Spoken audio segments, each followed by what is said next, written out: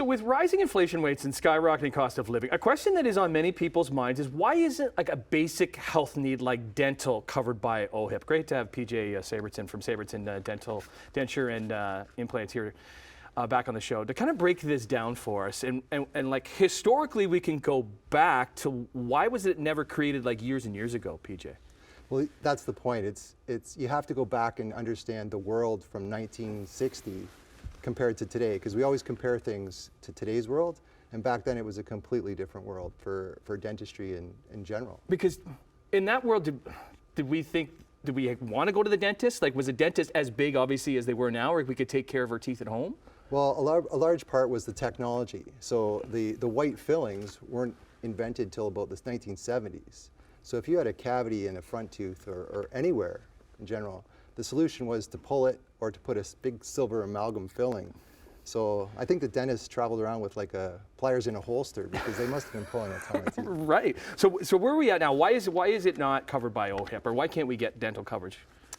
Well, there's a lot of factors. Again, looking back in history is part of it, because when it started, the short answer is because it never was. So public health plays a role too, that when fluoride was introduced in 1945, they thought that was a solution. Again, they were pulling teeth. So the solutions back then, the brushing, the flossing, in 1960 seemed to be satisfactory.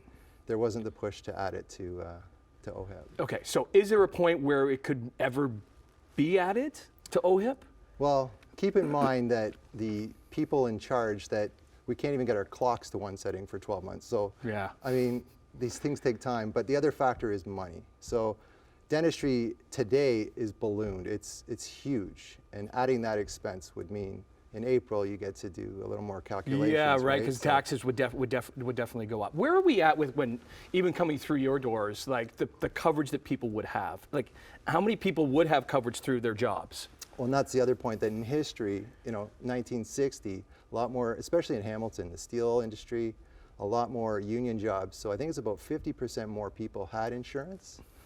So there wasn't the push back then that there is now. Like, now it would make sense to have more of a universal dental, but do you see people not going to the dentist or not taking their kids to the dentist, which is needed, especially as you're getting older, to making sure that everything is coming in properly because they don't have that insurance? Yeah, and this is why it's such a topic now, because people are saying, what's going on? I can't afford this. Why isn't it part of this system? I can go to my doctor and get all these services.